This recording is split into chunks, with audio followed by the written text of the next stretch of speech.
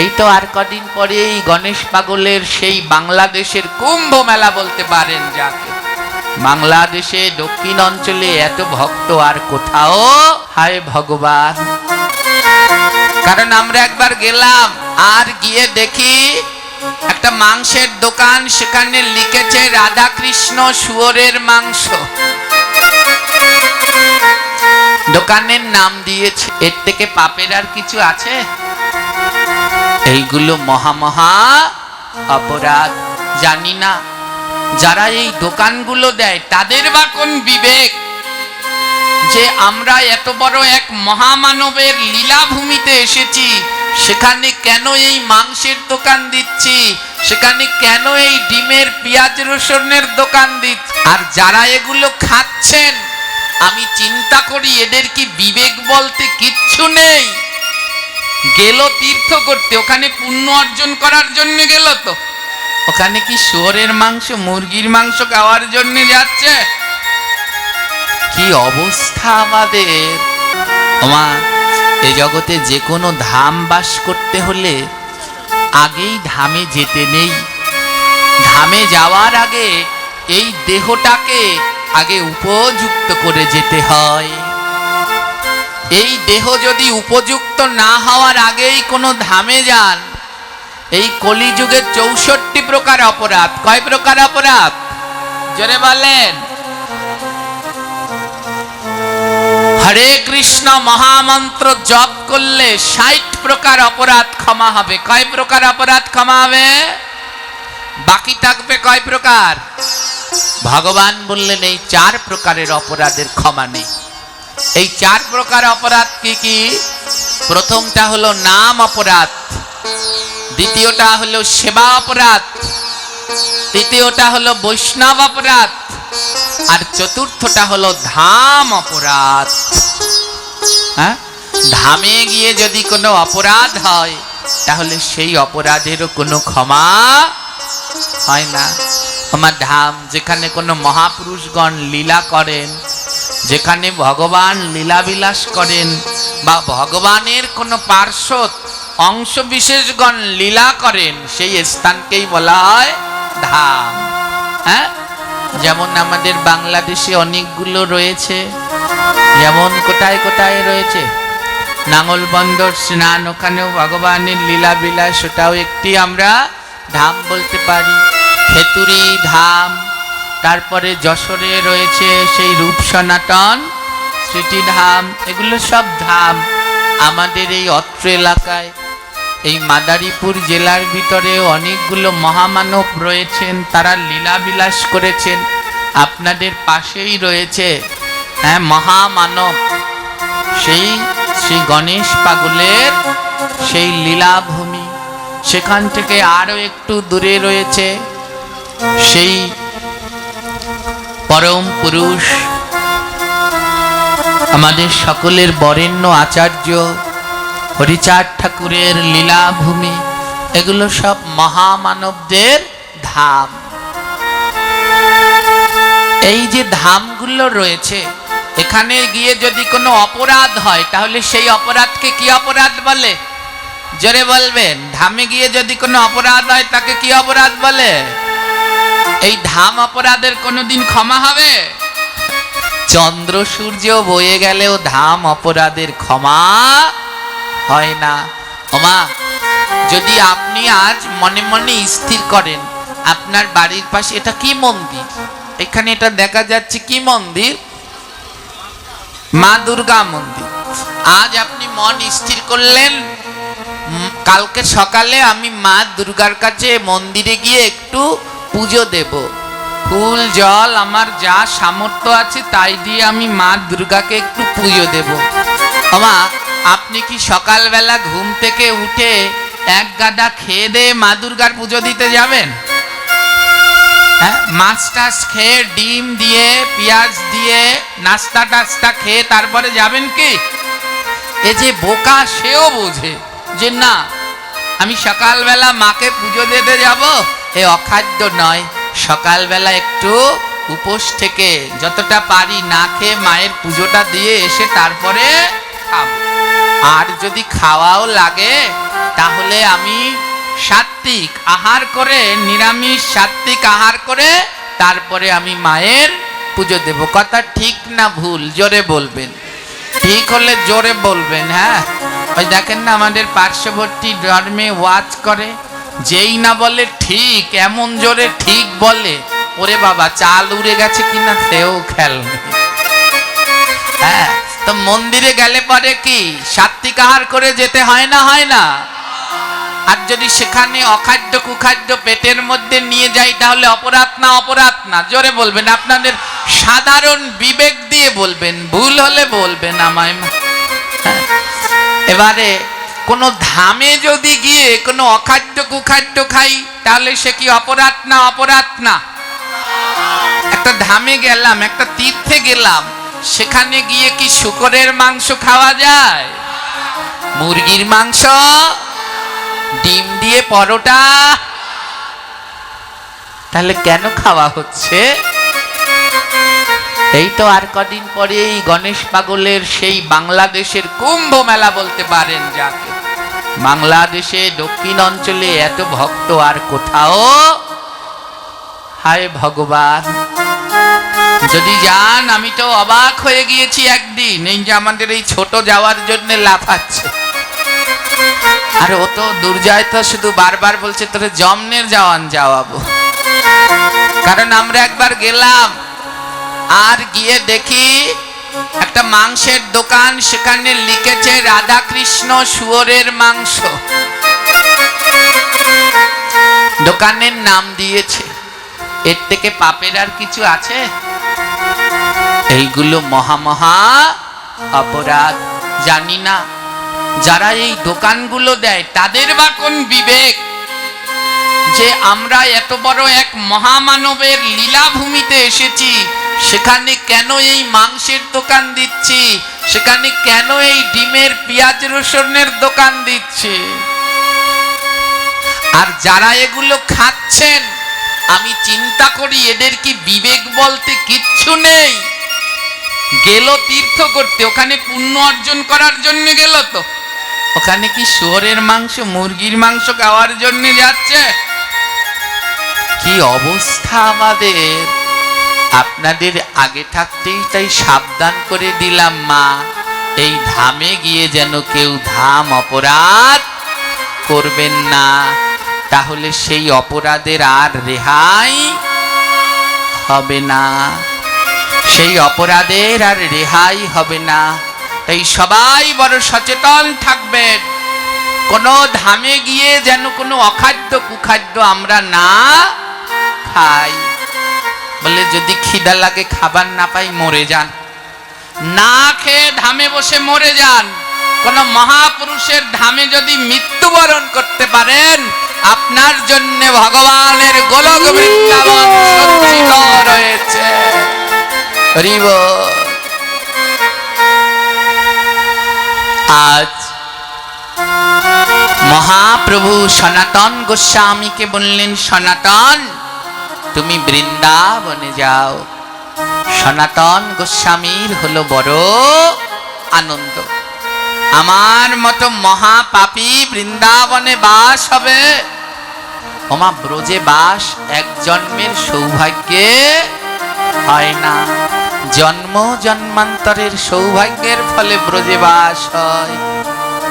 টাকা থাকলেই আপনি একবার বৃন্দাবনে যেতে পারবেন, কিন্তু বৃন্দাবনে যাওয়ার আগে আপনার দেহটা যেন প্রস্তুত থাকে। বৃন্দাবনে যাওয়ার আগে আপনার দেহটা যেন প্রস্তুত থাকে। ওই বৃন্দাবনে গিয়ে যদি কোনো অপরাধ করেন, তাহলে সেই অপরাধের আর ক্ষমা নেই।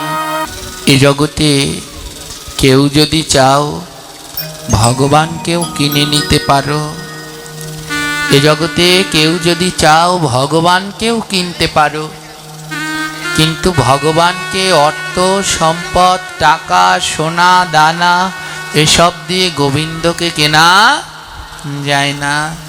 এ জগতে ভগবানকেও কিনে নেওয়া যায়, বলে ভগবানকে আবার কি দিয়ে কেনে?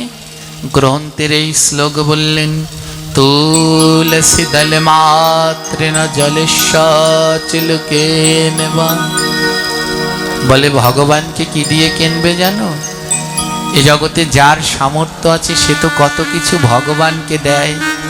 বলে যার সামর্থ্য নেই সে অন্তত দুটো তুলসী গোবিন্দকে দাও, ভগবানকে দুটি তুলসী দাও, আর সেই তুলসীর সাথে দুপোটা নয়নের জল দিয়ে দাও। এ জগতে কেউ যদি প্রতিদিন তুলসী আর নয়নের জল দিতে পারে, ভগবান তার কাছে চিরতরে কেনা হয়ে থাকে। এই জগতে কেউ যদি ভগবানকে এনে দিতে পারেন, তাহলে তুলসী আর নয়নের জল। গৌর হরি আমার গোলকে ছিলেন, আর গোলকের সেই হরিকে ভুলকে নামিয়ে আনলেন শ্রী অদ্বৈত প্রভু। কি দিয়ে নামালেন? গঙ্গা জলারে তুলসী দিয়া গৌরা নীল রে, শান্তিপুরের বুড়া ঠাকুর বলে সবাই রে। অদ্বৈত প্রভু আমার প্রতিদিন গঙ্গার জলে তুলসী দিতেন। গৌর এসো বলে, গৌর এসো বলে প্রতিদিন গঙ্গার জলে তুলসী দিতেন। আর সেই তুলসী দিতে দিতে সেই গোলকের হরি গৌর হরি হয়ে ধরা দিলেন। হে ভক্তগণ, আমাদের কাছে তো গঙ্গা নেই বলে কে বলেছে নেই? প্রত্যেককেই গোবিন্দ দুটো করে নদী দিয়ে দিয়েছেন। এই যে দুটো নয়ন, গঙ্গা আর যমুনা, বলে এই নয়নের জল আর তুলসী পত্র, প্রতিদিন প্রভুর চরণে নয়নের জল দিয়ে তুলসী পত্র দাও, আর বলো গৌর এসো হে, এই নয়নের জল আর তুলসী একদিন সাক্ষাৎ গৌর তোমার কাছে তোমার কাছে ধরা দিয়ে দেবে। ওমা ধ্যান দিন, আমাদের স্বরগোস্বামী, আমাদের স্বরগোস্বামী, এই স্বরগোস্বামী এনারা বৃন্দাবনের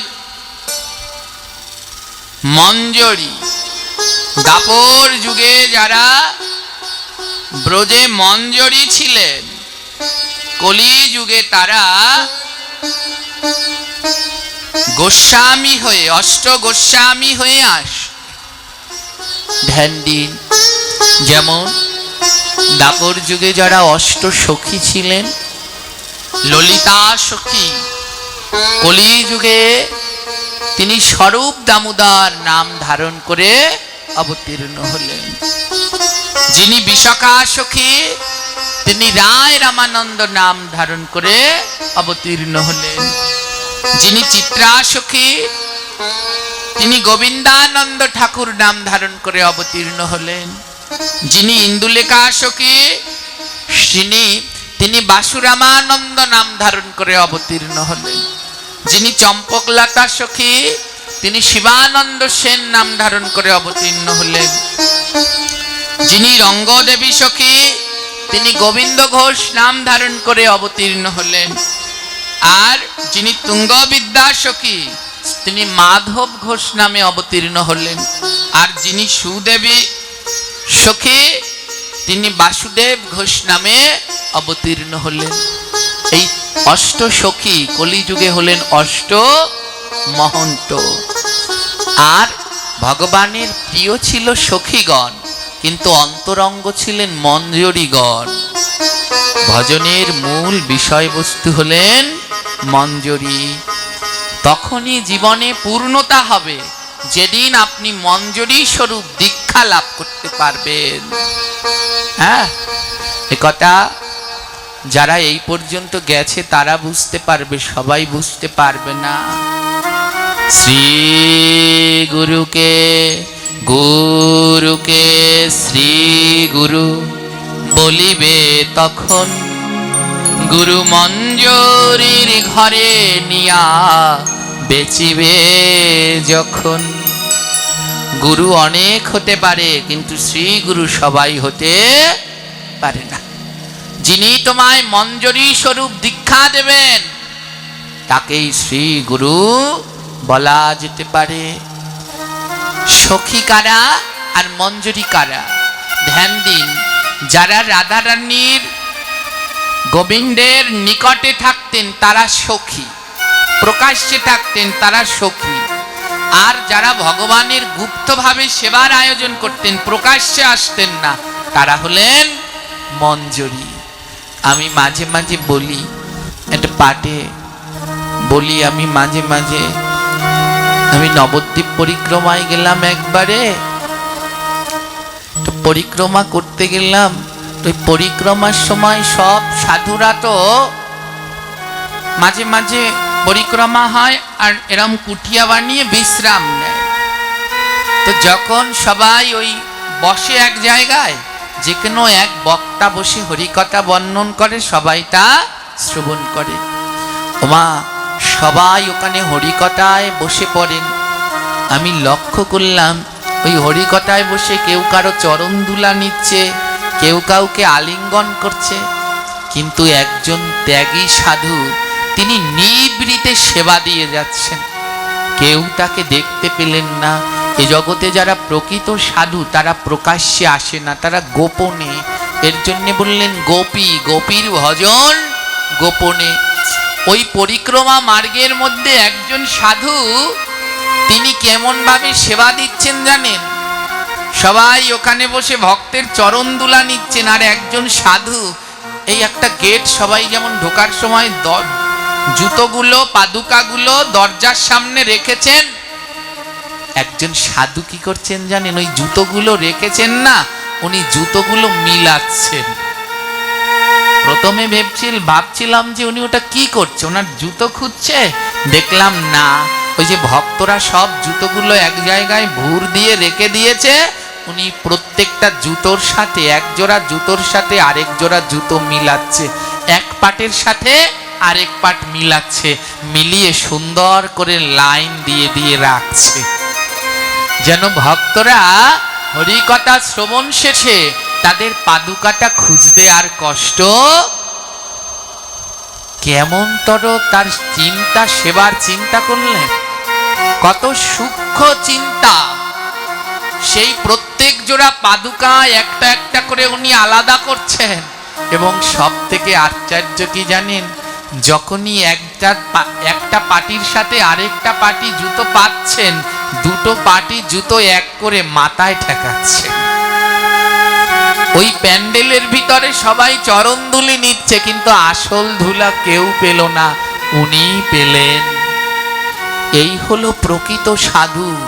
তারা প্রকাশ্যে নয়, সদা গুপ্তভাবে ভগবানের ভক্তের সেবা করেন। তদ্রূপ সখীগণ যেমন রাধা গোবিন্দের সম্মুখ সেবা করতেন, আর মঞ্জরীগণ গুপ্তভাবে ভগবানের সেবা করতেন। যেমন ললিতা সখী গোবিন্দকে মালা পরাতেন, কিন্তু মালাটা গাঁথতেন কে? বিশাখা সখী চন্দন দিতেন, চন্দনটা বাটত কে? এই যে মালা গাঁথা, পুষ্প চয়ন করা, চন্দন বাটা, এই কার্যগুলো যারা করতেন তারাই হলেন মঞ্জরি, তারাই হলেন মঞ্জরি। যিনি বৃন্দাবনে রূপ মঞ্জরি ছিলেন, তিনি কলিযুগে রূপ গোস্বামী নামে অবতীর্ণ হলেন। যিনি লবঙ্গ মঞ্জরি ছিলেন, তিনি সনাতন গোস্বামী নামে অবতীর্ণ হলেন। যিনি রসমঞ্জরি ছিলেন, তিনি রঘুনাথ ভট্ট গোস্বামী নামে অবতীর্ণ হলেন। যিনি বিলাস মঞ্জরি ছিলেন, তিনি শ্রীজীব গোস্বামী নামে অবতীর্ণ হলেন। যিনি গুণমঞ্জরি ছিলেন, তিনি গোপাল ভট্ট গোস্বামী নামে অবতীর্ণ হলেন। যিনি রতিমঞ্জরি ছিলেন, তিনি রঘুনাথ দাস গোস্বামী অবতীর্ণ হলেন।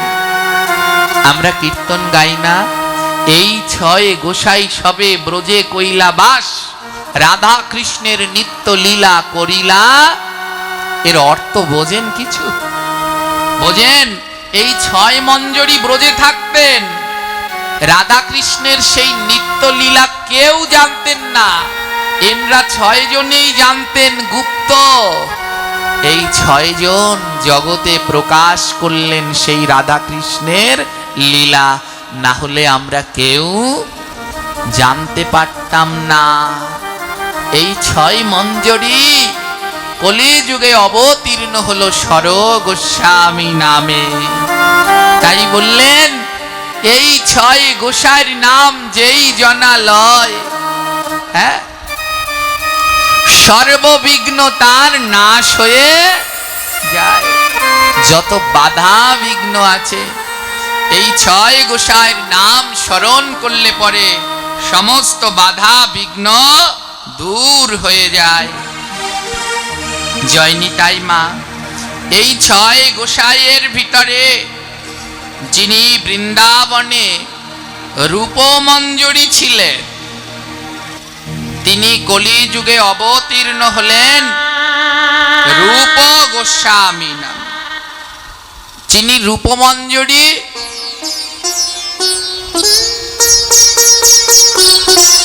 তিনি কলিযুগে অবতীর্ণ হলেন রূপ গোস্বামী নামে। আর যিনি লবঙ্গ মঞ্জরি, তিনি কলিযুগে অবতীর্ণ হলেন সনাতন গোস্বামী নামে। আদ্যকার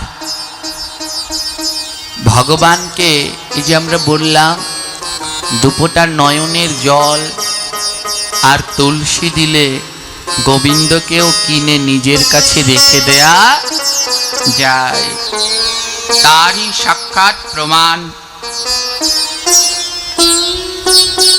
আমাদের সরগোস্বামীর অন্যতম ছিল সনাতন গোস্বামী। সনাতন গোস্বামী পুরীতে দোল যাত্রা দর্শন করলেন, আর মহাপ্রভু তাকে আদেশ করলেন, যাও সনাতন, তুমি ব্রজে ফিরে যাও। আর ব্রজে ফিরে গিয়ে যে গুপ্ত তীর্থ, লুপ্ত তীর্থগুলো তা উদ্ধার করো এবং স্মৃতি শাস্ত্র গ্রন্থগুলো আবার পুনরায় প্রচার করো। ওমাই সরগোস্বামীকে আদেশ করলেন মহাপ্রভু, যাও, এখন আপনারা বৃন্দাবনে ব্রজে গিয়ে শ্যামকুণ্ড রাধাকুণ্ড দর্শন করবেন। আজ থেকে 500 বছর পূর্বে এই তীর্থগুলো বিলুপ্ত হয়ে গিয়েছিল। ওই শ্যামকুণ্ড রাধাকুণ্ড ধান খেতে পরিণত হয়েছিল, আর এগুলো যারা পুনরায় সংস্কার করেছেন তারাই হলেন সেই গোস্বামীগণ। মহাপ্রভু আদেশ করলেন, যাও, তুমি বৃন্দাবনে ফিরে যাও। বৃন্দাবনে গিয়ে, কারণ তুমি তো জানো তুমি সেই ব্রজের লবঙ্গ মঞ্জরি, আর কলিযুগে অবতীর্ণ হলে সনাতন গোস্বামী হয়ে যাও।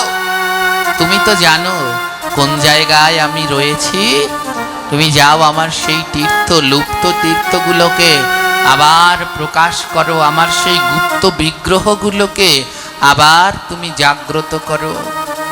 সনাতন গোস্বামীর আনন্দ আর ধরে না। এক সিদ্ধ বাবা নবদ্বীপে বাস করতেন। সেই বাবাজির এক শিষ্য, তিনি গেলেন বৃন্দাবনে ধাম দর্শন করতে। ভক্ত ছিলেন কিন্তু, আর যখন ধাম দর্শন করতে গেলেন, বৃন্দাবনে গেলেন, গিয়ে দেখে বৃন্দাবনের ময়লাগুলো, ড্রেনের ময়লাগুলো রাস্তার উপরে উঠিয়ে রেখেছে। সঙ্গে সঙ্গে ওনার মনের মধ্যে বিক্রিয়া দেখা দিল। ওই ভক্ত বলে ফেললো, এটা নাকি বৃন্দাবন, এর থেকে আমাদের এলাকা অনেক ভালো। এমন রাস্তার মধ্যে মধ্যে ময়লা রেখে দিয়েছে, এটা বৃন্দাবন নাকি? ধামের দোষ দেখে ফেললো, হয়ে গেল ধাম অপরাধ। ফিরে এলেন বাড়িতে। রাত্রিবেলা আর ঘুমাতে পারে না, কোনো ঘুম হয় না। অজানা এক যন্ত্রণা তাকে দিন দিন দংশন করছে। তার কোনো শান্তি নেই, আহার নেই, বিহার নেই, কিচ্ছু নেই। ছুটে গেলেন গুরুদেবের কাছে। গুরুদেব, আমার মনের ভিতরে কোনো শান্তি নেই, আমি রাতে ঘুমাতে পারছি না, আমার কিচ্ছু ভালো লাগছে না, আমার কেন এমন হচ্ছে? গুরুদেব শুদ্ধ মহাত্মা তো, চোখ বন্ধ করেই দেখলেন যে ওর ধাম অপরাধ হয়েছে। ও বলল, বাবা ব্রজে গিয়েছিলি? হ্যাঁ। আর ব্রজে গিয়ে ওই বৃন্দাবনের ময়লাকে কি বলেছিলি? বলে, বাবা ওর থেকে আমাদের এলাকা অনেক ভালো, আমাদের এলাকা পরিষ্কার, ওই বৃন্দাবনের রাস্তার মধ্যে মধ্যে ময়লা ফেলে রেখেছে। গুরুদেব বললেন, ওরে মূর্খ, বৃন্দাবনের একটা কীট পতঙ্গ হতে হলেও তাকে লক্ষ জন্ম ভজন করতে হয়। বৃন্দাবনে একটা কীট পতঙ্গ হতে হলেও তাকে লক্ষ অনন্ত জন্ম ভজন করে ব্রজের একটা কীট হওয়া যায়। বৃন্দাবনের ময়লা হতে গেলেও তাকে কোটি জন্ম তপস্যা করলে বৃন্দাবনের ময়লা হওয়া যায়। গুরুদেব বললেন, তুই বৃন্দাবনের ময়লা বললি? ওগুলো ময়লা নয়, ওরা ব্রজবাসী, ওরা ব্রজের মধ্যে বাস করছে। যা, সেই ময়লার কাছে গিয়ে ক্ষমা চা। মা সেই শিষ্য বুঝতে পারলেন এবং যখন গিয়ে বৃন্দাবনের সেই ময়লার কাছে ক্ষমা চাইছেন। হ্যাঁ, এ জগতে ময়লা তো ওটা নয়, ময়লা তো আর রাস্তাঘাটে নয়, ময়লা তো রয়েছে আমার মনের মধ্যে। ময়লা তো অন্য কোথাও নেই, ময়লা রয়েছে আমার মনের মধ্যে। আর যখন মনের ময়লা দূর করা যায় তখনই ভগবানকে লাভ করা যায়। রূপ গোস্বামী, সনাতন গোস্বামীকে মহাপ্রভু বললেন, বৃন্দাবনে যাও। সনাতন গোস্বামীর আনন্দ আর ধরছে না, মনের ভিতরে জেগে উঠল, এখনো সেই বৃন্দাবনে বাঁশি বাজে রে। ওমা, আজও বৃন্দাবনে বাঁশি বাজে, আর সেই বাঁশির সুরে আজও ময়ূরগুলো নৃত্য করে। ভজনটি শুনলে পরে সেই বৃন্দাবনের লীলাগুলো যেন চোখের সম্মুখে চলে আসে। জানেন, এই ভজন যিনি রচনা করেছেন তিনি কোনো কৃষ্ণ ভক্ত নয়, তিনি মাতৃ সাধক, তিনি মায়ের পুজো করতেন। এ জগতে বৈষ্ণব দুই ভাবে হওয়া যায়, আভরণে বৈষ্ণব, আচরণে বৈষ্ণব। আভরণ, তিলক, মালা, চৈতন্য, নামাবলী, এই আভরণ ধারণ করে বৈষ্ণব। আবার আচরণ, মহাদেব আভরণ ধারণ করেননি, মহাদেব আচরণ ধারণ করে বৈষ্ণব হয়ে গেছে। আর এই ভজনের যিনি রচয়িতা তিনি বাঙালিদের একজন পরম সাধক, ভবা পাগলা। এক দুটো গান নয়, ৮৬,০০০ গানের রচয়িতা। হ্যাঁ, অবাক হয়ে গিয়েছিলেন তার এই ভজন শুনে। তাই শেষে কি লিখেছেন এই সরগোস্বামী? হাত ধরে বৃন্দাবনে, আরো গোস্বামীগণের হাত ধরে বৃন্দাবনে গুপ্ত লুপ্ত তীর্থগুলো প্রকাশ হয়। এর মধ্যে বৃন্দাবনে যত বিগ্রহ প্রকাশ হয় তার ভিতরে সপ্ত বিগ্রহ হলো প্রধান। এই সপ্ত বিগ্রহকে বলা হয় সপ্ত দেবালয়। আমার খুব ধ্যান দিয়ে শ্রবণ করবেন, বৃন্দাবনে আজও রয়েছেন সপ্ত দেবালয়। প্রত্যেক মানবের উচিত এই সপ্ত দেবালয় দর্শন করা, তীর্থে গেলে এই সপ্ত দেবালয় দর্শন করা। এই সপ্ত দেবালয়ে ভগবানের সপ্ত বিগ্রহ আছে।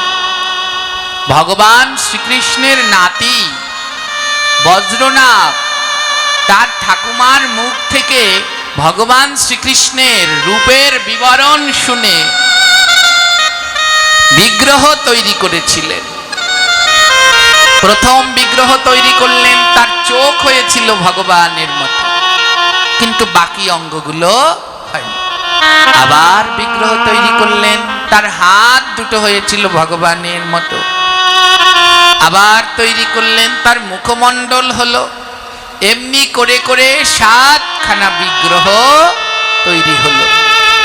যখন 7খানা বিগ্রহ এক করা হলো, এক জায়গায় আনা হলো, ওই 7খানা দর্শন করলে একেবারে সম্পূর্ণ গোবিন্দ দর্শন করা হয়ে যায়। তাই বললেন, এই সপ্ত বিগ্রহ দর্শন করলে স্বয়ং ভগবানকে দর্শন করা হয়ে যায়। এই সপ্ত বিগ্রহের ভিতরে শ্রী রাধা গোবিন্দ দেব, এই রাধা গোবিন্দ দেবকে প্রকাশ করেছেন, এই রাধা গোবিন্দ দেবকে লাভ করেছেন আমাদের সনাতন গোস্বামী।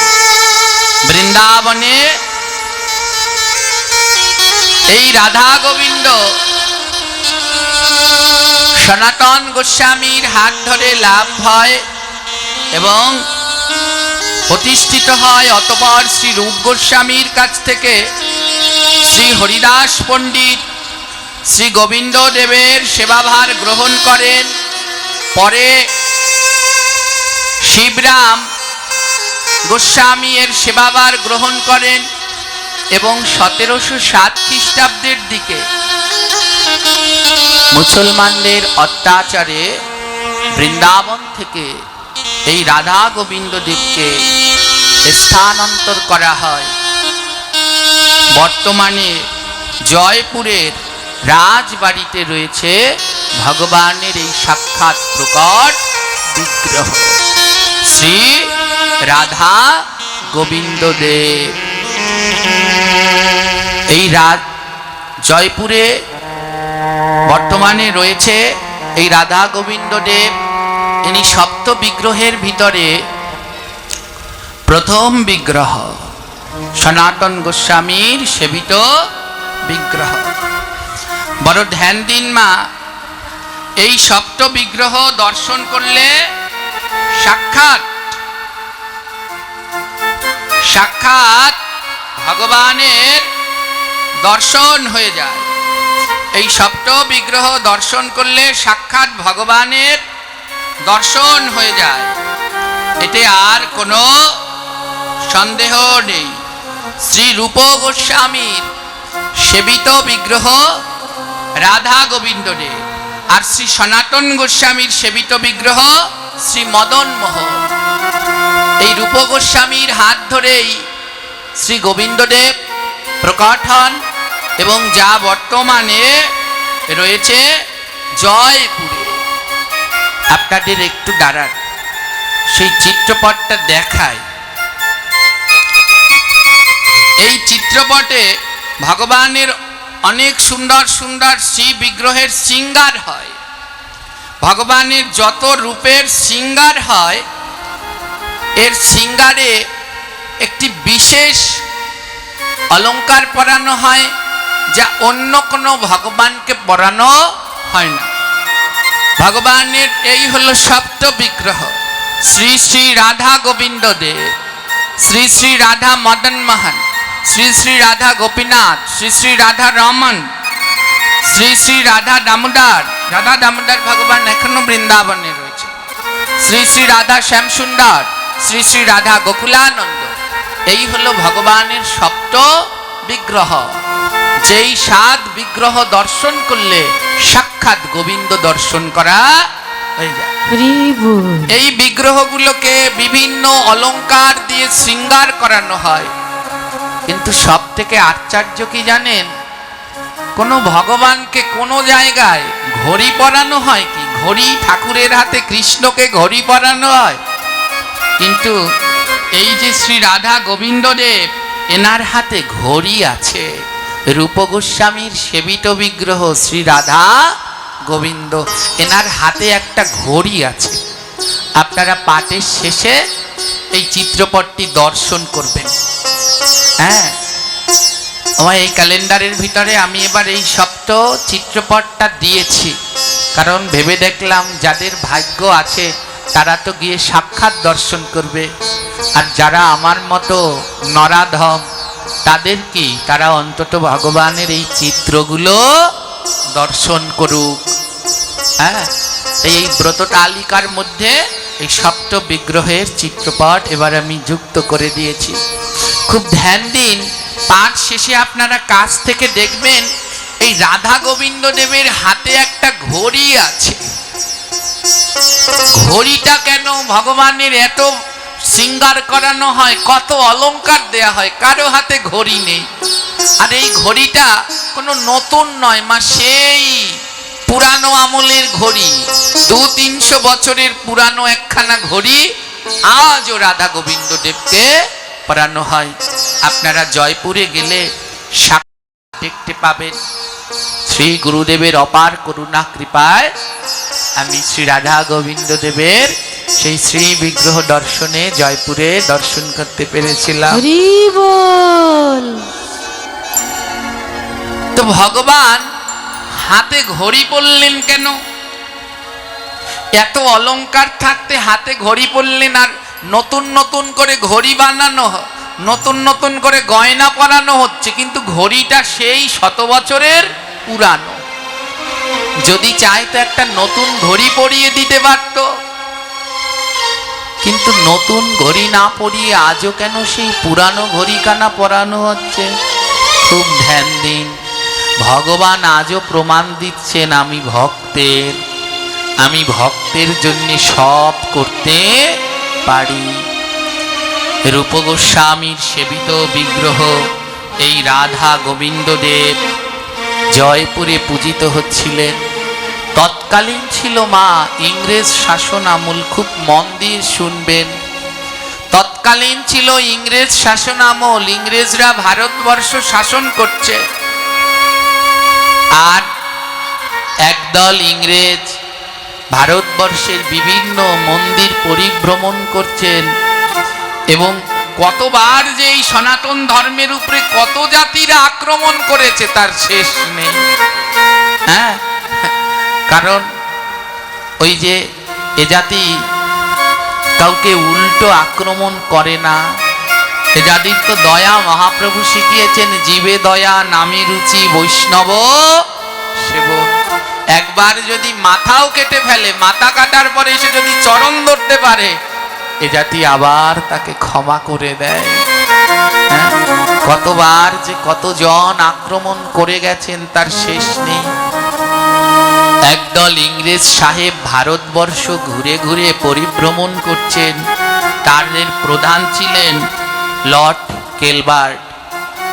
লর্ড কেলবার্ট সাহেব তার সাঙ্গপাঙ্গ নিয়ে জয়পুরে গেলেন, আর জয়পুরে গিয়ে দেখলেন সেই রাধা গোবিন্দ দেব সেখানে পূজিত হচ্ছেন।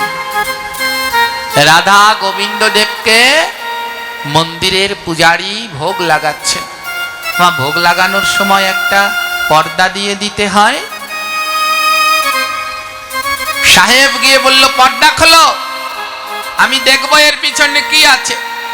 পূজারী বলছে, সাহেব গোবিন্দের যে ভোগ লেগেছে। ভোগ লেগেছে মানে?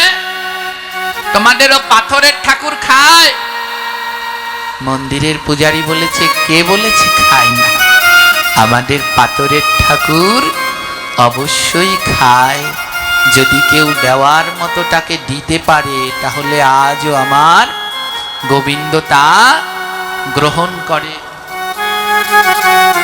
জগতে কেউ যদি ডাকার মতো করে ডাকতে পারে, আজও ভগবান আসেন। কেউ যদি ভগবানকে দেওয়ার মতো করে দিতে পারে, আজও ভগবান গ্রহণ করে।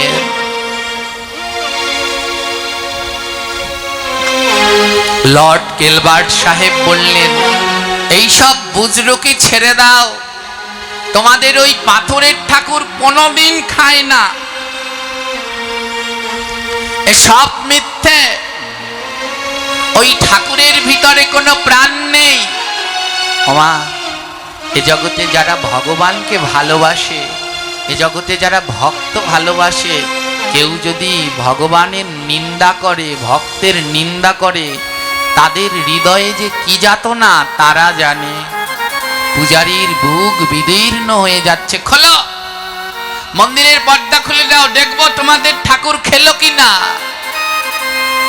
জোর করে সাহেবরা পর্দা খুলে ফেললেন, দেখবে ঠাকুর খেলো কিনা। দেখে যেমন খাবার তেমনই রয়েছে, যেমন খাবার তেমনই রয়েছে। ওরা হাসতে লাগলো। মূর্খ হিন্দু জাতি, পাথরের ঠাকুরের সামনে থালা ভরে খাবার দিয়েছে, দেখো দেখো ওদের ঠাকুর কিছু খায় না, ওদের ওই ঠাকুরের কোনো প্রাণ নেই। সাহেব আদেশ করলো, তার সাঙ্গপাঙ্গদের আদেশ করলো, ভেঙে ফেলো।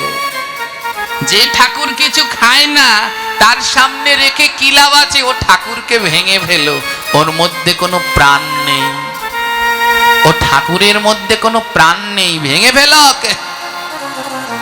ভক্তরা এসে সাহেবের চরণ জড়িয়ে ধরেছে, এমনটা করবেন না, এ রাধা গোবিন্দ দেব আমাদের প্রাণ, আপনারা এমন করতে পারেন না। সাহেবরা বলছে তোমাদের ঠাকুরের প্রাণ নেই, এর পুজো করে কি লাভ আছে? এর ভিতরে তো প্রাণ নেই, এটা একটা পাথরের মূর্তি। ভক্তরা, মন্দিরের পূজারী বললেন, কে বলেছে আমাদের ঠাকুরের প্রাণ আছে? আমাদের ঠাকুরের প্রাণ আছে। ইংরেজ সাহেব বলল, প্রমাণ করতে পারবে? তোমাদের এই পাথরের ঠাকুরের প্রাণ আছে, প্রমাণ করতে পারবে? পূজারী বলল, বলুন কি প্রমাণ চাই? আমি প্রমাণ করতে পারবো আমাদের ঠাকুর পাথর নয়, আমাদের এই পাথরের ঠাকুরের মধ্যে প্রাণ আছে, আমি প্রমাণ করতে পারবো। ওমা, ইংরেজ সাহেবের হাতে ছিল একখানা ঘড়ি। আজ থেকে 100-200 বছর পূর্বে এখন যেমন ঘড়িগুলো ব্যাটারিতে চলে, তৎকালীন সময়ে ব্যাটারিতে ঘড়ি চলতো না। তৎকালীন সময় এমন ঘড়ি ছিল, কোনো মানুষ হাতে পড়লে রক্তের উষ্ণতা লাগলে ঘড়িখানা চলতো, গায়ের তাপ লাগলে চলতো। যদি কারো দেহে প্রাণ থাকতো তাহলে হাতে ঘড়ি পরালে ঘড়িখানা চলতো, আর যদি দেহের মধ্যে প্রাণ না থাকতো, নার্ভ যদি না চলে, তাহলে ঘড়িখানাও চলতো না। আমরা যারা এই প্রজন্মের আমরা দেখিনি, কিন্তু এখানে যারা বয়োজ্যেষ্ঠ আছেন, এই বাবারা হয়তো দেখেছেন যে এমন ঘড়ি ছিল। এই ঘড়ি কারো বাড়িতে একটা ঘড়ি থাকলে দেখতে যেত মানুষ, ওই বাড়িতে একখানা ঘড়ি আছে। বিয়ের সময় পণ হিসেবে মেয়ে পক্ষ চাইতো, আর কিছু দেন আর না দেন, ছেলেকে একটা ঘড়ি দিতে হবে। ইংরেজ সাহেবের হাতে ছিল সেই ধরনের একখানা ঘড়ি। যার দেহের মধ্যে প্রাণ আছে ঘড়িখানা চলে, দেহের মধ্যে প্রাণ না থাকলে ঘড়িখানা চলে না। ইংরেজ সাহেব বলল, এই পূজারী, যদি তোমাদের এই পাথরের ঠাকুরের মধ্যে প্রাণ থাকে তাহলে প্রমাণ দাও, এই ঘড়িখানা নাও,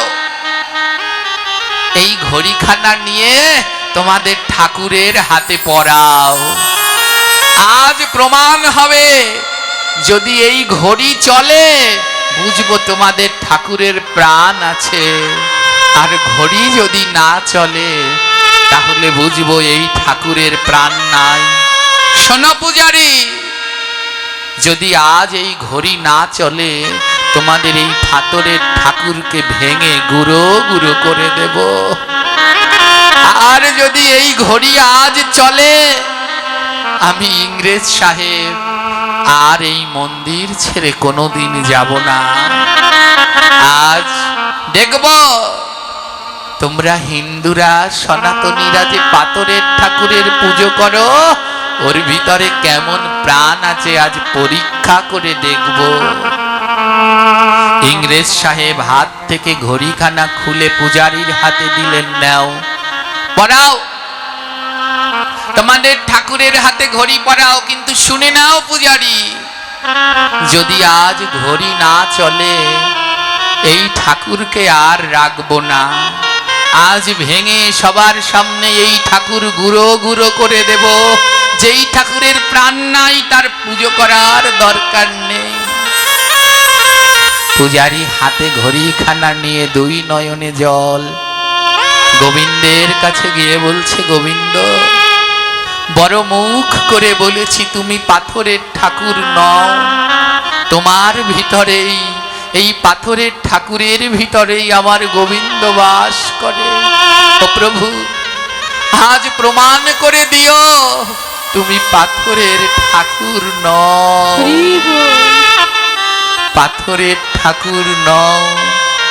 দুটি নয়নে জল আর ভগবানকে ডাকছে, এসো প্রভু, আজ এসে প্রমাণ করো তুমি পাথরের ঠাকুর নও। বদন ভরে ভগবানকে ডাকছে, হরে কৃষ্ণ হরে কৃষ্ণ কৃষ্ণ কৃষ্ণ হরে হরে হরে রাম হরে রাম রাম রাম হরে হরে হরে কৃষ্ণ হরে কৃষ্ণ। সবাই মিলে উচ্চ স্বরে কৃষ্ণ কৃষ্ণ হরে হরে হরে রাম হরে রাম রাম রাম হরে হরে হরে কৃষ্ণ হরে কৃষ্ণ কৃষ্ণ কৃষ্ণ হরে হরে হরে রাম হরে রাম রাম রাম হরে হরে হরে কৃষ্ণ হরে কৃষ্ণ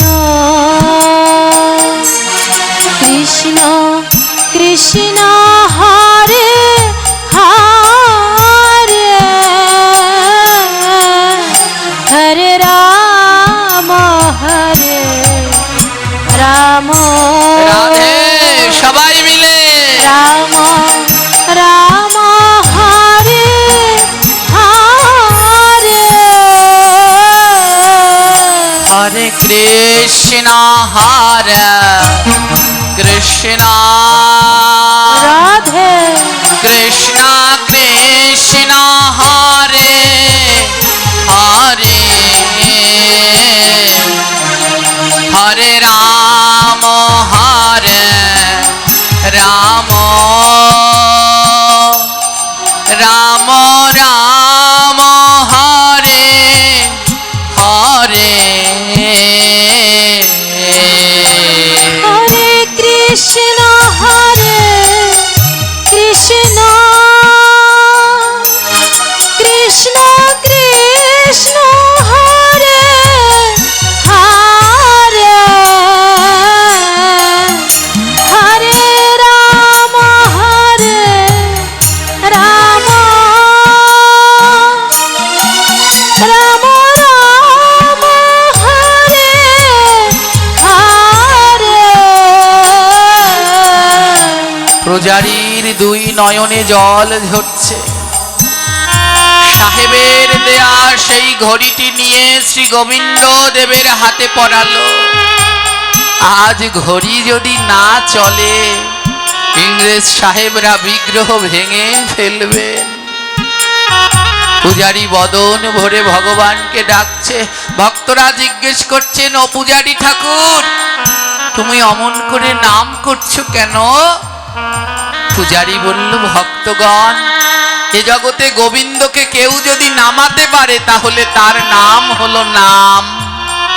নামে নামি নামে তোমরা কেউ বদন বন্ধ করে রেখো না, সবাই মিলে ডাকো, আজ যেন আমার প্রাণ গোবিন্দ নেমে আসে। কৃষ্ণ কৃষ্ণ হরে হরে রাধে রাধে হরে রাম হরে রাম রাম রাম হরে হরে হরে কৃষ্ণ হরে কৃষ্ণ কৃষ্ণ কৃষ্ণ হরে হরে হরে রাম হরে হরি বল রাম রাম রাম হরে হরে হরে কৃষ্ণ হরে কৃষ্ণ কৃষ্ণ কৃষ্ণ হরে হরে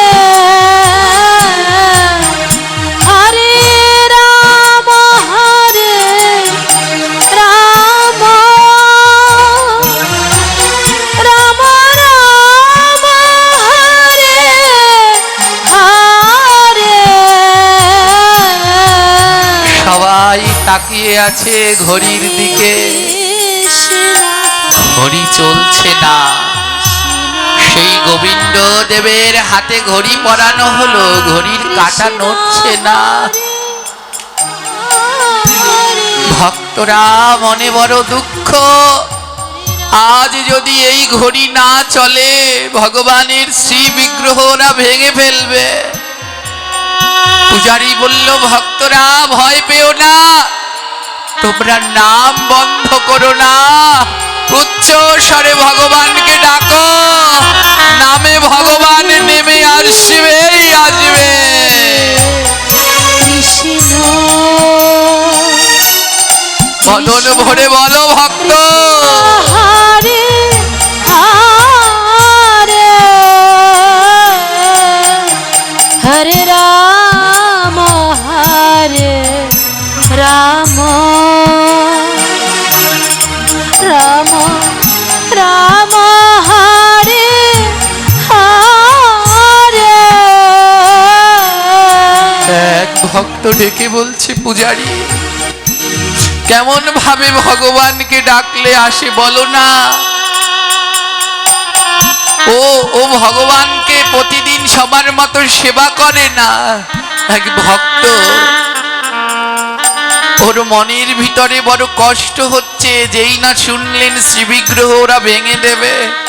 ও পূজারী, তোমরা তো কতদিন ধরে ভগবানকে ডাকো, তোমরা তো ভগবানকে ডাকার নিয়ম জানো। আমি তো ভগবানকে ডাকি না, আমি তো নিয়ম জানি না, বলো না কেমন ভাবে ডাকলে ভগবান আসবে। পূজারী বলল, ভাই যদি এ জগতে কেউ নয়নের জল দিয়ে ডাকতে পারে, ভগবান আর গোলকে থাকতে পারে না।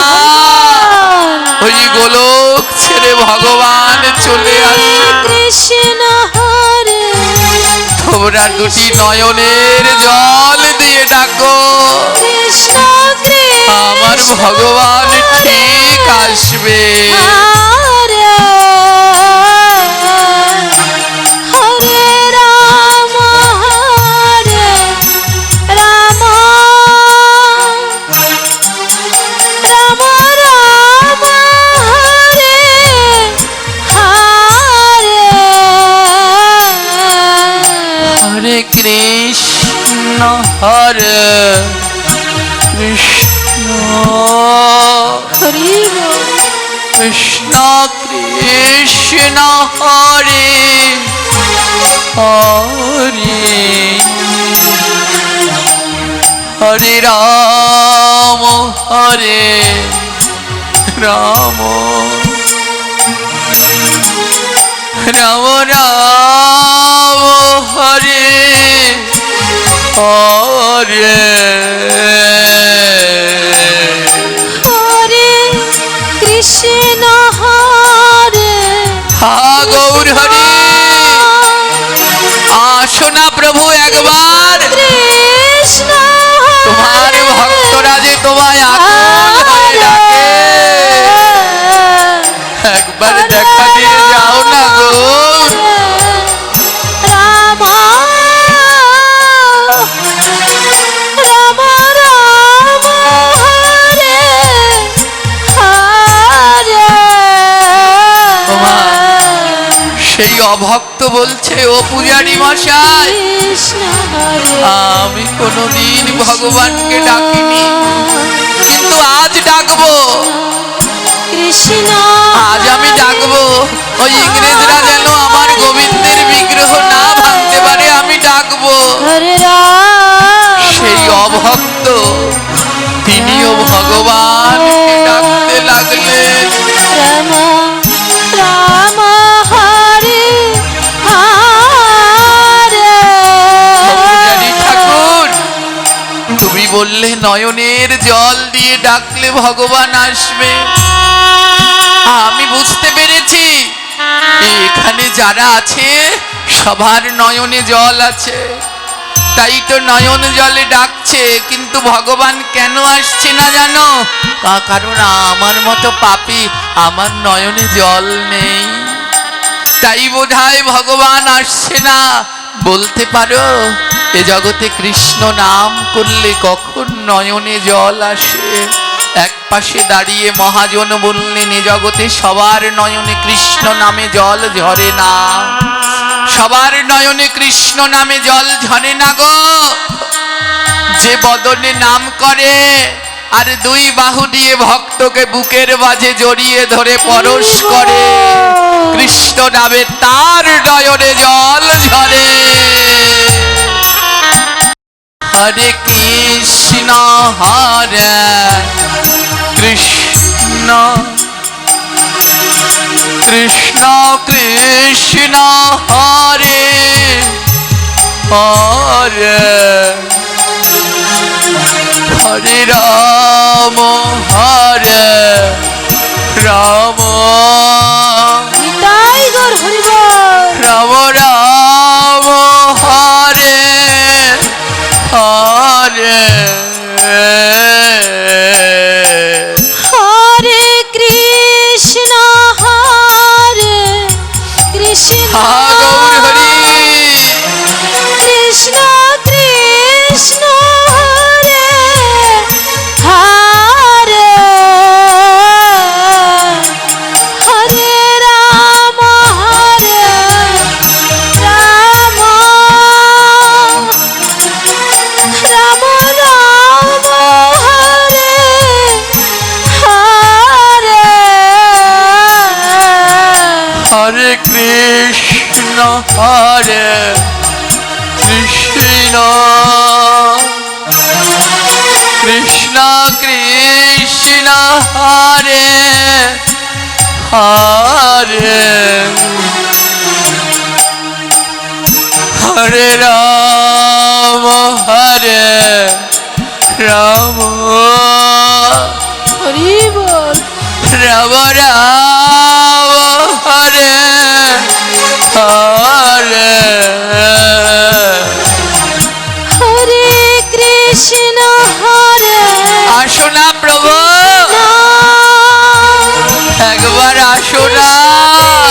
কৃষ্ণ হরে তোমার ভক্ত যে নয়নের জল দিয়ে তোমায় ডাকে, হরে রাম হরে একবার দেখা দেও না গো। রাম বেলা যে বড় কম, হরে তার যেন ডাক শোনা যায়। আর ডেকে ডেকে বলে, ফিরে আয় ফিরে আয়, এই সুন্দর পৃথিবী তোর জন্যে নয়। তাই যাওয়ার আগে একটিবার দর্শন দেও না ভগবান। হরে কৃষ্ণ হরে কৃষ্ণ কৃষ্ণ কৃষ্ণ হরে হরে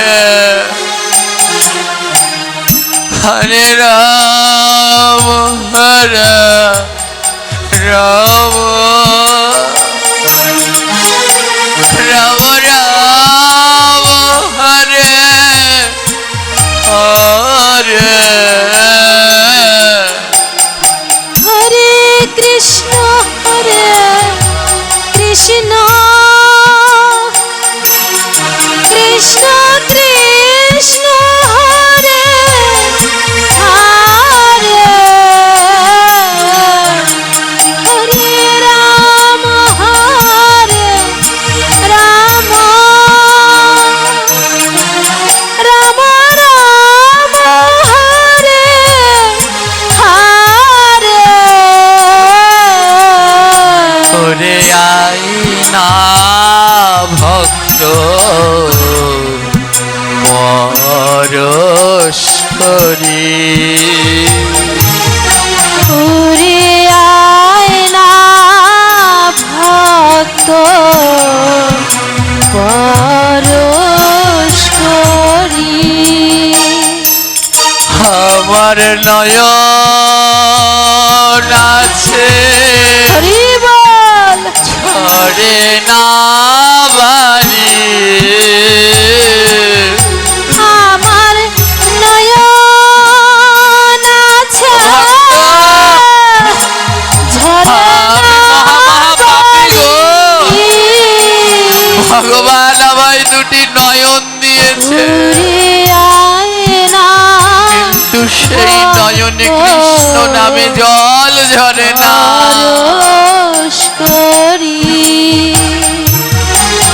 আমার বুকের মাঝে অনেক জ্বালা আমার বুকের মাঝে অনেক জ্বালা ও সে কারো কাছে যায় না বলা শিকার কাছে যায় না বলা তোরা একবার আমার হরি বল বুকে আয় রে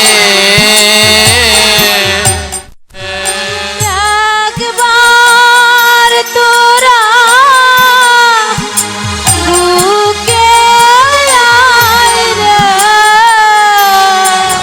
রে আয় রে ভক্ত বুকে আয় রে ওরে আয় রে ভক্ত বুকে আয় রে আমার তাপে তঙ্গ শীতল করি আমার পাপি তঙ্গ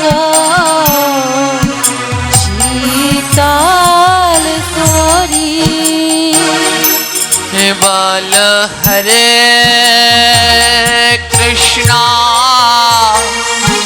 হরে কৃষ্ণ কৃষ্ণ কৃষ্ণ হরে হরে হরে রাম হরে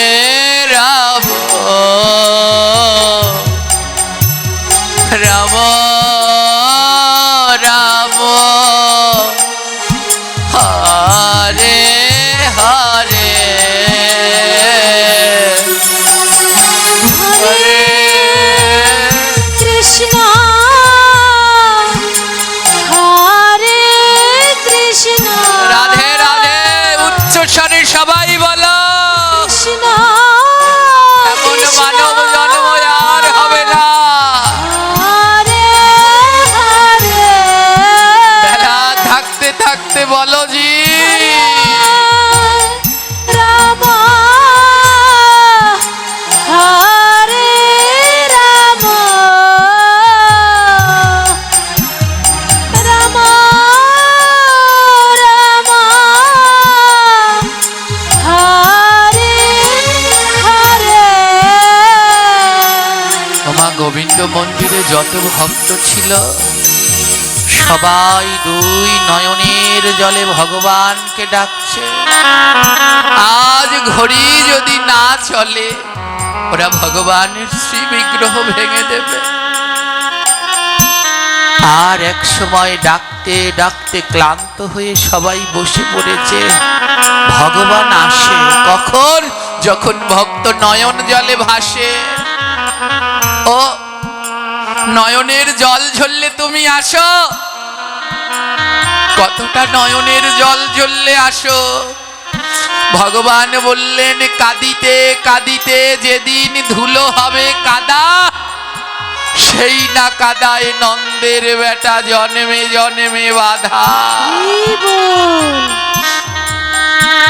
কান্না করতে করতে যেদিন নয়নের জলে তোমার চরণের ধুলা কাদা হবে, সেদিন ভগবান আসবে। দুফোঁটা নয়নের জলে নয় গো। তাই এ জগতে যারা ভক্ত তারা বড় দুঃখী, তাদের বড় দুঃখ, দারিদ্র, শোক, যন্ত্রণা। কেন? বলে কৃষ্ণ কৃষ্ণ বলে দুই বাহু তুলে কাঁদো।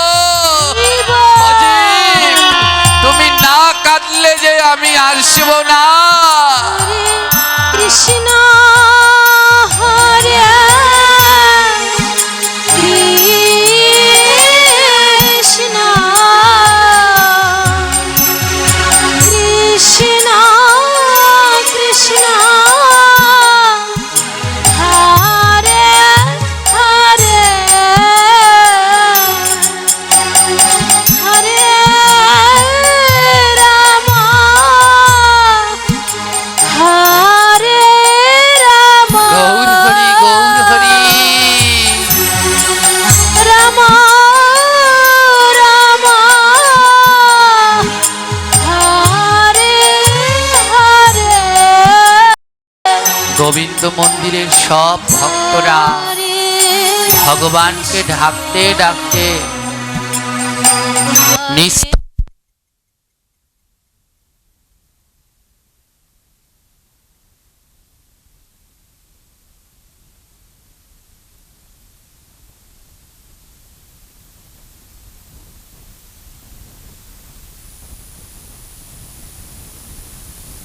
হরে কৃষ্ণ কৃষ্ণ কৃষ্ণ হরে হরে, হরে রাম রাম রাম হরে হরে।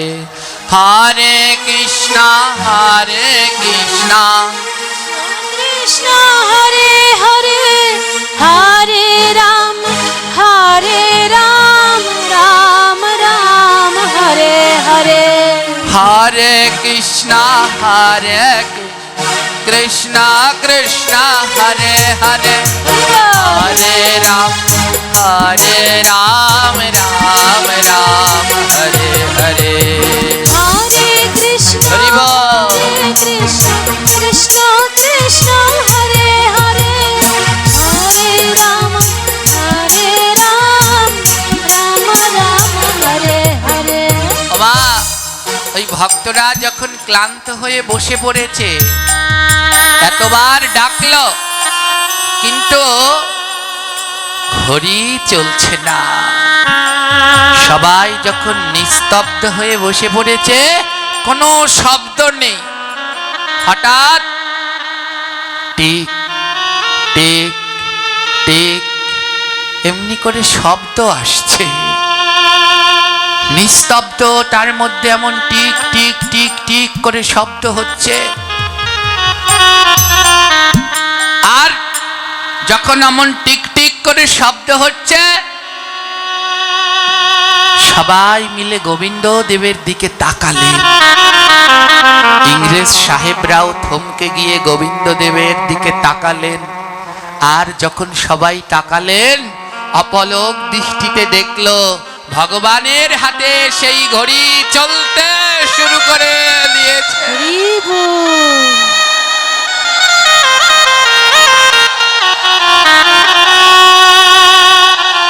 চারোদিকে জয় জয় হতে লাগলো, ভগবানের হাতে ঘড়ি চলতে শুরু করেছে, তোমরা দেখে যাও দেখে যাও।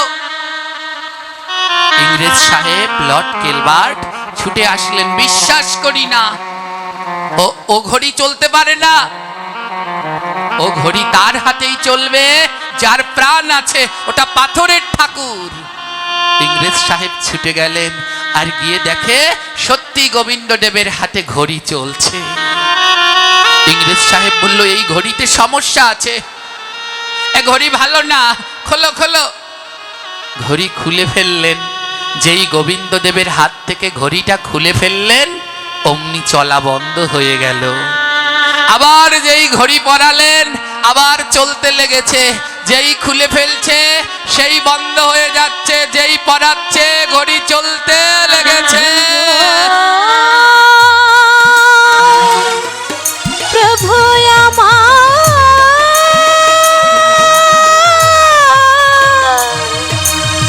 প্রভু আমার, প্রভু গো। হরি বল হরি বল। ইংরেজ সাহেব অবাক হয়ে গেলেন, কি ঘড়ি তো নষ্ট হয়নি, তার মানে এ পাথরের ঠাকুর নয়, এর মধ্যে ভগবান বিরাজ করছে। হরি বল। ইংরেজ সাহেবের সাথে তার যারা সহচারী এসেছিলেন সবাই মাথা নুইয়ে দিয়েছেন, সবাই বলছেন, সাহেব চলো আমরা ফিরে যাই। ইংরেজ সাহেব লর্ড গিলবার্ট বললেন, আমার আর ফেরা হবে না, তোমরা ফিরে যাও, আমার আর ফেরা হবে না। আমি বুঝতে পেরে গেছি এ জগতে কে ভগবান, এ জগতে কৃষ্ণ ছাড়া আর দ্বিতীয় কোনো ভগবান নেই। ইংরেজ সাহেব বললেন, আর আমার যাওয়া হবে না, আজ থেকে যতদিন বাঁচব আমি অপরাধ করে ফেলেছি, বৈষ্ণব অপরাধ, তাই আজ থেকে যতদিন আমি বাঁচব এই গোবিন্দ মন্দিরেই থাকব। মন্দিরের পূজারীকে বলছে, ও পূজারী, মন্দিরের ঝাড়ু কোথায়, মন্দির মোছার ন্যাকড়া কোথায়? কেন সাহেব? আজ থেকে যতদিন বাঁচব আমি মন্দির ঝাড়ু দেব আর এই মন্দির মুছব। সেই দিন থেকে ইংরেজ সাহেব ওই গোবিন্দ মন্দির মুছতে লাগলেন আর সমস্ত মন্দিরের আঙিনা ঝাড় দেয়।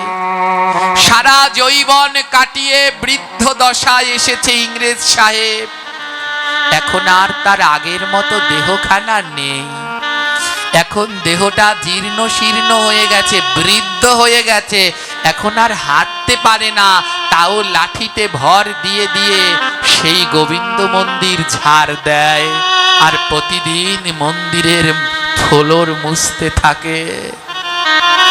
বিশ্বাস একদিন গোবিন্দদেব তার কাছে আসবেন। বয়স যখন নুয়ে গেলেন, উঠতে পারছে না, চোখে আর ভালো দেখতে পায় না মা। মন্দিরে যত ভক্ত আছে সবাইকে জড়িয়ে ধরে পরশ করে, যত ভক্ত আছে সবার চরণ ধুলি গ্রহণ করে। হঠাৎ একদিন ওই মন্দিরে ভক্তদের পরশ করছেন, যত ভক্ত আছে সবাইকে বুকে জড়িয়ে ধরে, আর সবাই সাহেবের ভক্তি দেখে অবাক যে এক ইংরেজ সাহেব সমস্ত কিছু ত্যাগ করে মন্দির ঝাড় দিচ্ছে। যত ভক্তরা আসে তারাও সাহেবকে জড়িয়ে ধরে। প্রতিদিনের মতো আজও সাহেব ভক্ত সঙ্গ করছে। যখন সাহেব এক কৃষ্ণ ভক্তকে জড়িয়ে ধরলেন, এক ভক্তকে জড়িয়ে ধরলেন, হঠাৎ দেখলেন অঙ্গটা শীতল হয়ে গেছে। ওমা বারবার বলি যাও ভক্তের কাছে যাও, গিয়ে জড়িয়ে ধরো, ভক্তের পরশ করো, কারণ ভক্তের পরশ করতে করতে একদিন গোবিন্দ পাওয়া যায়। হরি বল। নারদকে কথা দিয়েছিলেন, নহম বসামি বৈকুণ্ঠে যোগিনম হৃদয়ে নচ মদ্ভক্ত যত্র গায়ন্তি তত্র তিষ্ঠাপি নারদা। নারদ, আমি বৈকুণ্ঠে থাকি না, যোগীর হৃদয়ে থাকি না, যেখানে আমার ভক্তরা আমার গুণগান গায় আমি সেখানে থাকি। ওমা আজ আপনারা এখানে ভগবানের গুণগান গাইছেন, তাই ভগবান এসেছেন বলে কোথায়? কোনো না কোনো রূপ ধরে ভগবান এখানে বসে রয়েছেন। আজ সেবারও ভাগ্যবান যার পাশে আমার গোবিন্দ বসেছে। হরি বল। তাই বলে ভক্তের পরশ করতে থাকো। ওই ভক্তের পরশ করতে করতে যেদিন ভগবানের পরশ লেগে যাবে সেদিন তোমার এ জীবন পূর্ণ। ওই সাহেব প্রতিদিন ভক্তদের পরশ করে। আজ ভক্তের পরশ করতে করতে হঠাৎ তার অনুভব হলো তার অঙ্গটা কেমন শীতল হয়ে গেছে। এ কি, এতদিন ধরে আমি ভক্ত পরশ করি, আমার অঙ্গখানা তো এমন শীতল হয় না। এ কার স্পর্শ লাগলো? এ কার স্পর্শ লাগলো? পূর্ণিমার চাঁদ আকাশে আবছা আবছা আলো। সাহেব তাকিয়েছেন, সেই চাঁদের আলোতে সাহেব দর্শন করছেন যাকে বুকে জড়িয়ে ধরেছে সে আর অন্য কেউ নয়, অনাদিরাদি পরমেশ্বর ভগবান শ্রীকৃষ্ণ। মায়েরা উলুধ্বনি দেন। জয় জয় গোবিন্দ জয় গিরিধারে, জয় জয় গোবিন্দ জয় গিরিধারী। শ্যাম সুন্দর অতি মনহারি, শ্যাম সুন্দর অতি মনোহারী। জয় জয় গোবিন্দ জয় গিরিধারে, জয় জয় গোবিন্দ জয় গিরিধারী। শ্যাম সুন্দর অতি মনহারি, শ্যাম সুন্দর অতি মনোহারী। রাধার নায়ক সুন্দর শ্যাম, রাধার নায়ক সুন্দর শ্যাম। তুমি কৃষ্ণ তুমি প্রভু শ্রীরাম। কৃষ্ণ তুমি প্রভু শ্রীরাম। এ আমি কি দেখছি? এই যে আমার গোবিন্দ, আর ভক্ত আনন্দে মেতে উঠেছে। তোরা দেখে যা দেখে যা দেখে যা দেখে যা, দেখে যা দেখে যা দেখে যা দেখে যা। আমার প্রাণে গোবিন্দ এসেছে, দেখে যা দেখে যা প্রাণ গোবিন্দ এসেছে, দেখে যা দেখে দেখে যা দেখে যা দেখে যা দেখে যা, যা দেখে যা দেখে যা দেখে যা। আমার প্রাণে গোবিন্দ এসেছে, দেখে যা দেখে যা। গোবিন্দ এসেছে, দেখে যা দেখে যা। মাথায় চূড়া ও তার মাথায় চূড়া, গলায় দোলে বই জয়ন্তী হার, মাথায় চূড়া গলায় দোলে বই জয়ন্তী হার। ও তার মাথায় চূড়া, গলায় দোলে বই জয়ন্তী হার। মাথায় চূড়া গলায় দোলে বই জয়ন্তী হার। এই তো এসেছে আমার প্রাণের সুন্দর, তো এসেছে আমার প্রাণের সুন্দর। সাহেব দেখলেন সাক্ষাৎ গোবিন্দ। ভগবান বলল, সাহেব চাও, আজ তোমার যা ইচ্ছা তুমি আমার কাছে চাও। সাহেব বললেন, প্রভু আমার মতো মহাপাপী পাষণ্ডী তাকে তুমি দর্শন দিয়েছ, এর থেকে আমি আর কি চাই? ওমা এসেছিলেন মন্দির ভাঙার জন্যে, আর পড়ে গেলেন গোবিন্দের প্রেমে। হরি বল। ভগবান বললেন চাও, তুমি যা চাইবে। সাহেব বললেন আমার আর কিছু চাই না। ও প্রভু, তোমার দর্শন পেয়েছি, এর থেকে আর কিছু চাই না।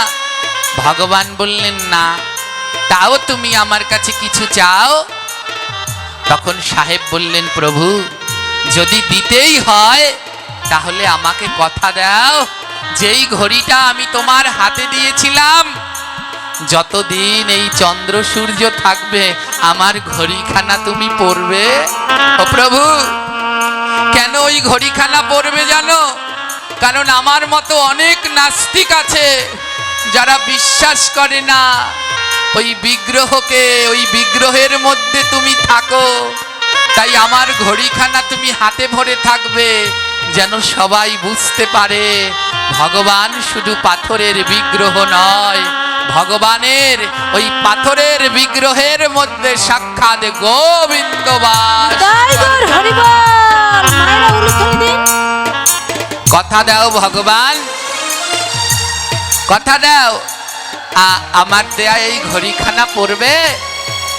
ভগবান বলল কথা দিলাম ভক্ত, আজ থেকে তোমার দেয়া ঘড়িখানা আমি প্রতিদিন পরব। ওমা সেই দিন থেকে আজও সেই গোবিন্দ দেবকে প্রতিদিন সেই ঘড়িখানা পরানো হয়। বড় আচার্যের কি জানেন?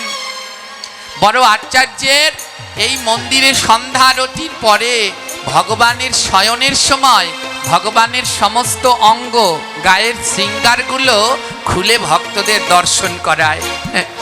যখন ভক্তদের দর্শন করায় তখন দেখা যায় ওই ঘড়িটা যেই হাত থেকে খুলে ফেলে আর চলে না। আবার সকালবেলায় মঙ্গল আরতির পরে যখন ঘড়িটা ভগবানের হাতে পরিয়ে দেয়, আবার ঘড়িটা চলতে থাকে। আজও সেই 200-300 বছরের পুরানো ঘড়ি আমার গোবিন্দের হাতে চলছে। কে বলেছে আমার ভগবান নেই?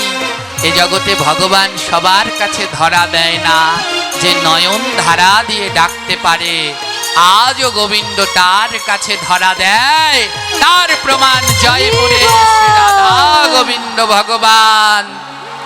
বাবা, এখন তো মোবাইলের যুগ, এখনই মোবাইল লিখে সার্চ দিন, দেখবেন চলে আসবে রাধা গোবিন্দের সেই বিগ্রহ, আর দেখতে পাবেন তার হাতে এখনো সেই ঘড়ি রয়েছে।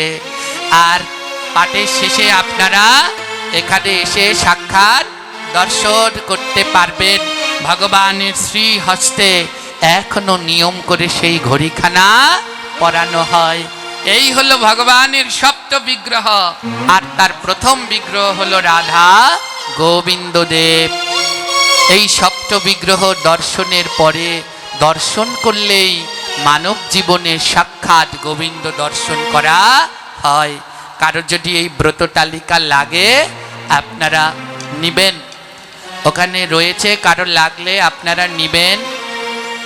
বৃন্দাবনে শ্রী রাধা মুরারি মোহন সেবাকুঞ্জ থেকে প্রকাশিত নির্ভুল ব্রত তালিকা। আমরা একাদশী করতে গেলে পরে বিভিন্ন বিপদে পড়ি, আজ একাদশী করব না কাল একাদশী করব। এর সমাধান অনেক আগেই দেয়া হয়েছে। বৃন্দাবনে রাধাকুণ্ড থেকে প্রকাশিত হয় রঘুনাথ গাদ্দি। সেই গাদ্দির নিয়ম অনুসারে ব্রত পালন করলে কোনো ধরনের ভুল হয় না। সেই রঘুনাথ গাদ্দি সূক্ষ্ম সময় বিবেচনা করে বাংলাদেশ থেকে প্রকাশিত হয় এই ব্রত তালিকা। যাদের যাদের দরকার 4 পাতার এই ব্রত তালিকার ভিতরে সমস্ত ব্রত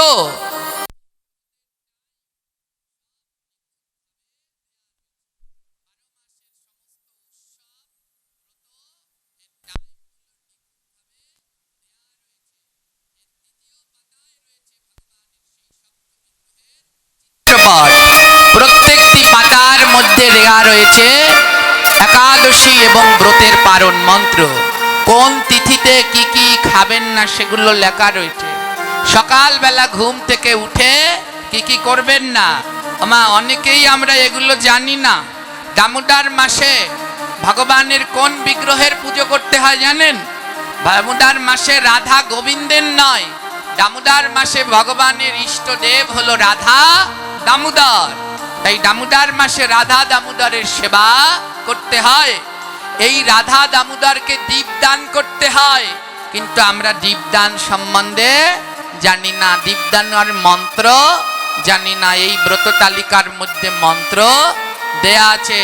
দামোদর মাসে 3টি মন্ত্র বলে ভগবানকে দীপদান করবেন।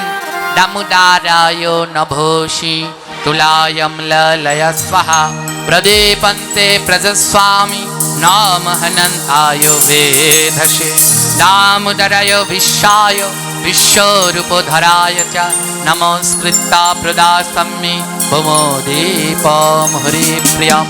দামোদর মাসে আকাশ প্রদীপ দান করতে হয়, পিতৃপুরুষদের উদ্দেশ্যে দীপদান করতে হয়। পিতৃপুরুষদের দীপদান করলে তারা সমস্ত পাপ থেকে মুক্তি লাভ করে ভগবানের ধামে যায়। পিতৃপুরুষদের দীপদান করবার সবাই বলতে হয় নাম পিতৃভ্য প্রেতেভ্য নাম ধর্মায় বিষ্ণবে নাম জামায় রুদ্রায় কান্তার তপায় নমঃ। দামোদর মাসে প্রাতঃস্নানের মন্ত্র, অর্ঘ্যদানের মন্ত্র। দামোদর মাসে কোন দিন ভগবানকে কোন পুষ্প নিবেদন করতে হয়।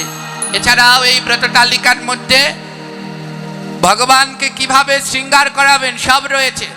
আমার টাকা থাকলে ঠাকুর কিনে আনা যায়, কিন্তু পুজো করা বড় কঠিন।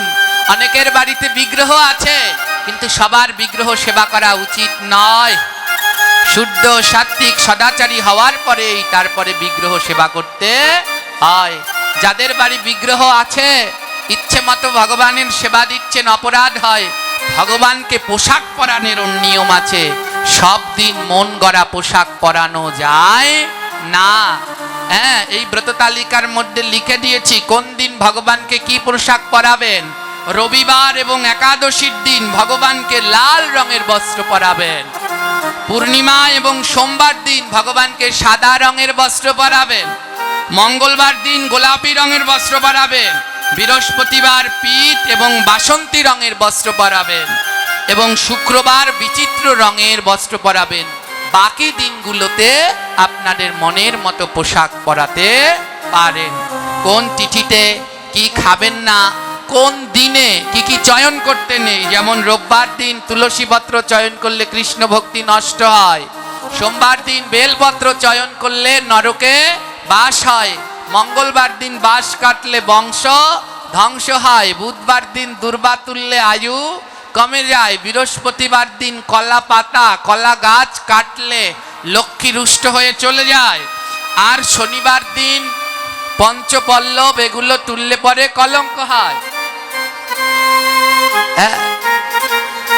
এইগুলো সব এর মধ্যে রয়েছে। তুলসী পত্র চয়ন মন্ত্র, বিল্লপত্র চয়ন মন্ত্র, দুর্বা চয়ন মন্ত্র আমরা জানি না, এর মধ্যে রয়েছে। ভগবানের প্রিয় পার্ষদ 64 মহন্ত। ভগবানের প্রিয় পার্ষদ কত? এই 64 মহন্ত। একটি দুর্লভ চিত্র এখানে রয়েছে। আমার 64 মহন্ত কারা জানেন? রাধারানীর কয়জন সখী আছে? 8 জন সখী। ললিতা, বিশাখা, চিত্রা, চম্পকলতা, রঙ্গদেবী, সুদেবী, তুঙ্গবিদ্যা, ইন্দ্ররেখা। এই 8 জন সখীর এক একজন সখীর আবার 8টা করে সখী। তাহলে ললিতার 8টা সখী, বিশাখার 8টা সখী, তা 8 জন সখীর 8টা সখী হলে মোট কয়টা সখী হয়? 8টা। সেই 8 64 জন সখী কলিযুগে অবতীর্ণ হলেন, নাম হলেন 64 মহন্ত। সব এর মধ্যে রয়েছে। জয় নিতাই। আদ্যকার হরিকথা আমরা এখানে বিশ্রাম দিতে চলেছি। সবার জন্য প্রসাদের ব্যবস্থা আছে। কেউ প্রসাদ না নিয়ে যাবেন না। সবাই একসাথে হুমড়ি খেয়ে পড়বেন না। অনেক ব্রত তালিকা আছে, যাদের যাদের লাগে আপনারা নির্ভুল ভাবে এই ব্রত তালিকা নিয়ে একাদশী ব্রত পালন করতে পারেন। 4 পাতা 1 পাতা সব ধরনের পাওয়া যায়, কোনো তাড়াহুড়ো নেই।